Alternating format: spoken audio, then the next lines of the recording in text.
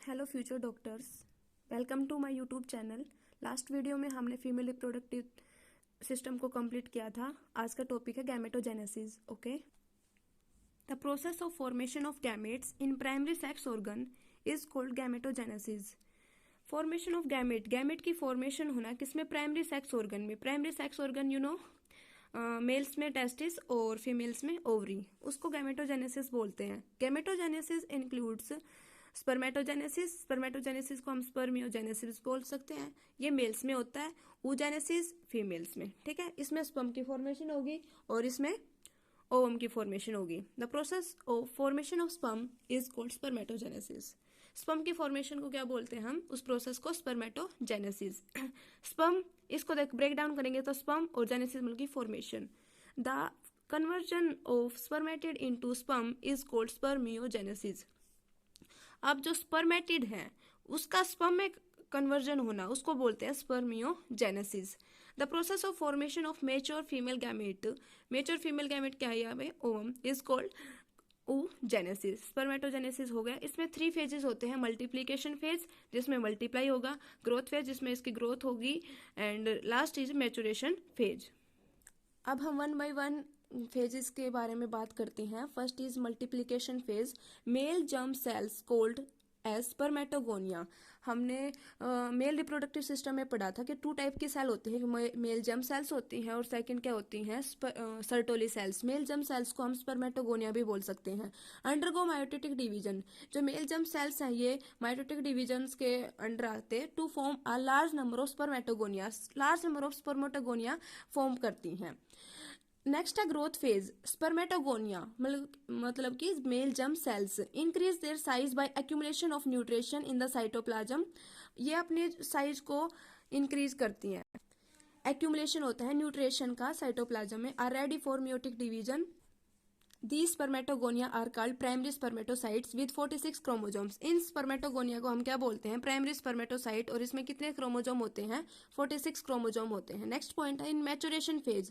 Maturation phase में क्या होगा? A primary spermatocytes completes the first meiotic division. जो प्राइमरी स्पर्मेटोसाइट बना था वो अपना फर्स्ट म्योटिक डिवीजन कंप्लीट करके किसकी leading to the formation of 2 equal haploid cells. Haploid मतलब जिसमें single single chromosomes are called secondary spermatocytes which have only 23 chromosomes. Each and the secondary spermatocytes undergo the second meiotic division to produce 4 equal haploid spermatids.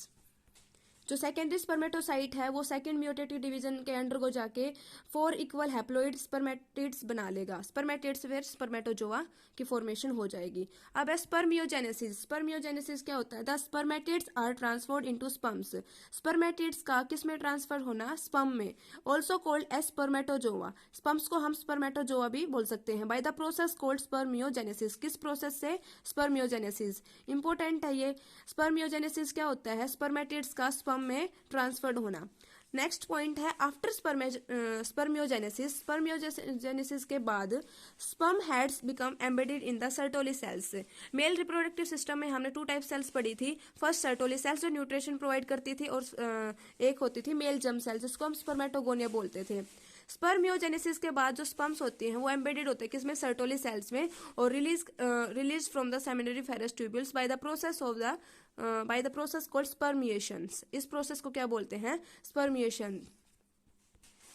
जैसे कि ये diagram है, ये diagram किसका है? Seminary ferrous tubules का। ये layer होती है, ये क्या होती हैं? स्पर्मेटोगोनियम होती हैं। ये सर्टोली सेल्स हो गई। पहले प्राइमरी स्पर्मेटोसाइट्स बनेंगे, फिर सेकेंडरी स्पर्मेटोसाइट्स, फिर स्पर्मेटिड से स्पर्मेटोजोआ। स्पर्मेटोजोआ को हम स्पर्म्स भी बोल सकते हैं। और फिर ये किस में एम्बेडेड होंगी? सर्टोली सेल्स में आके एम्बेडेड होंगी, ठीक है। अब हम पढ़ेंगे hormonal control of spermatogenesis. Hormonal control पढ़ेंगे स्पर्मेटोजेनेसिस के। फर्स्ट पॉइंट है spermatogenesis start at the age of puberty due to significant increase in the secretion of gonadotrophin releasing hormone from hypothalamus. Spermatogenesis start कब होती है? Puberty की as जब आती है उसमें होती है। किसकी वजह से होती है? Secretion of gonadotrophin releasing hormone, जो GnRH होता है जो कि हाइपोथैलेमस से सिक्रेट होता है, रिलीज होता है, उसकी अमाउंट इंक्रीज हो जाना, उसका सिक्रेशन ज्यादा हो जाना, उसकी वजह से क्या होता है? स्पर्मेटोजेनेसिस स्टार्ट होती है। नेक्स्ट पॉइंट है इसी में the increase level of gonadotrophin releasing hormone. जो GnRH है उसका लेवल इंक्रीज हो गया, stimulate stimulate the anterior pituitary to secrete. तो जो GnRH है हमारा, जो हाइपोथैलेमस रिलीज करता है, वो दो हार्मोन सीक्रेट करता है। फर्स्ट होता है ल्यूटिजाइनिंग हार्मोन LH और दूसरा होता है follicle stimulating hormone FSH। Okay, अब देखो जो LH होता है वो एक्ट करता है लेडिक सेल्स पे। टू टाइप्स के सेल्स होते हैं Leydig cells, and stimulate synthesis and secretion of androgen, और सिंथेसिस करके और सिक्रेशन करता है किसका, एंड्रोजन्स का। Androgen stimulate the process of spermatogenesis. FSH follicle stimulating hormone act करता है सर्टोली सेल्स पे and secrete two factors. First is androgen binding protein ABP and second is inhibin. Inhibin किस में हेल्प करता है, स्पर्मियोजेनेसिस में, और एंड्रोजन किसको स्टिमुलेट करता है, द प्रोसेस ऑफ स्पर्मेटोजेनेसिस। अब हम पढ़ेंगे स्ट्रक्चर ऑफ स्पर्म। ठीक है, ये हमारा स्ट्रक्चर है, आप देख रहे होगे ये 3 पार्ट्स में डिवाइड होता है। फर्स्ट इज हेड और नेक और टेल। ठीक है, हेड में ये जो हेड होता है इसमें एक न्यूक्लियस होता है जो कि हैप्लोइड न्यूक्लियस होता है, और ये इस पे पूरी पे प्लाज्मा मेम्ब्रेन होती है जो कि मीट करती है ओम के साथ। और एक्रोजम एक पॉइंट होता है, ये पेनिट्रेट के लिए मेन पॉइंट इसके लिए पेनिट्रेट के लिए होता है। और नेक के 2 पॉइंट होते हैं, प्रोक्सिमल सेंट्रियोल और डिस्टल सेंट्रियोल्स। और मिडल पीस में एक माइट्रोकॉन्ड्रिया होता है जो कि एनर्जी सोर्स होता है स्विमिंग के लिए, और जो ये सिर्फ 1 या 2 दिन के लिए एक्टिव रहते हैं स्पर्म्स। और स्ट्रक्चर ऑफ स्पर्म्स में देखो, इट इज अ माइक्रोस्कोपिक मतलब कि हम माइक्रोस्कोप की हेल्प से इसे देख सकते हैं। Motile structure composed of head, neck and middle piece and tail. Motile structure होता है, मोटाइल मतलब कि मूवमेंट कर सकता है ये। Whole body of sperm is covered by plasma membrane. ये मैंने बता दिया कि जो उसकी जो स्पर्म की जो बॉडी होती है वो प्लाज्मा मेम्ब्रेन से कवर्ड होती है पूरी body. The sperm head contains an elongated haploid nucleus. Head में क्या क्या होता है, elongated haploid nucleus, and the anterior portion is covered by cap-like structure. cap-like structure होता है acrosome. The middle piece contains numerous mitochondria. जो middle piece होता है उसमें माइट्रोकॉन्ड्रिया होते हैं जो कि produce energy for sperm motility needed for fertilization. जब फर्टिलाइजेशन होता है तो उसके स्पर्म की मोटिलिटी के लिए एनर्जी चाहिए, तो एनर्जी कौन प्रोवाइड करता है, माइट्रोकॉन्ड्रिया। माइट्रोकॉन्ड्रिया आपको पता होगा power house of the energy होता है, पावर ऑफ द सेल होता है। Tail helps the sperm cell to swim to reach the egg cell. Egg cell तक पहुंचने के लिए कौन हेल्प करता है, टेल हेल्प करेगी। नेक्स्ट पॉइंट है seminal plasma along with sperm constitute the semen. Seminal plasma के साथ स्पर्म का मिलना उसे बोलते हैं सीमेन। जो सीमेन होता है वो मिल्की वाइट ऑर्गेनिक फ्लूइड होता है जो कि किसे रिलीज होता है, बाय पेनिस। नेक्स्ट है हमारा टॉपिक oogenesis। ये होती है हमारी ओवरी। ब्लड वेसल्स होती हैं, प्राइमरी फॉलिकल से सेकेंडरी टर्शरी फॉलिकल्स बनेंगे, फिर और लेयर उसमें कवर होती जाएंगी तो ग्राफियन फॉलिकल्स बन जाएगा, फिर हमारा ओवम रिलीज हो जाएगा। ठीक है, अब इसके बारे में पढ़ते हैं हम। The process of formation of mature female gametes is called oogenesis. Formation of mature female gametes की formation करना उस process को बोलते हैं oogenesis.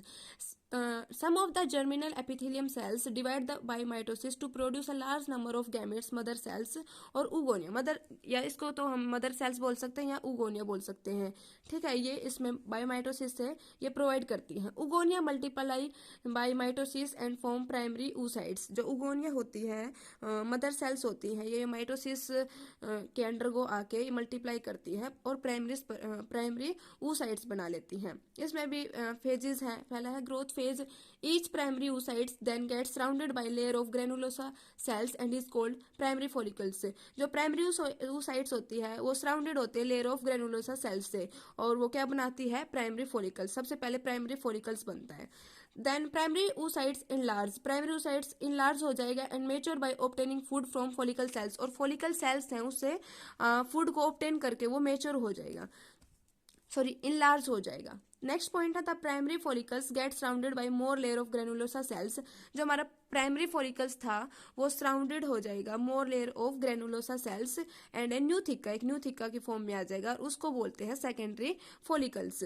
The secondary follicles soon transfer into tertiary follicles which is characterized by fluid cavity called antrum। एक fluid cavity होती है, fluid filled cavity, उसको हम antrum बोलते हैं। The theca layer is organized into inner theca interna and outer theca externa। इसके 2 point होते हैं, एक internal और एक externa।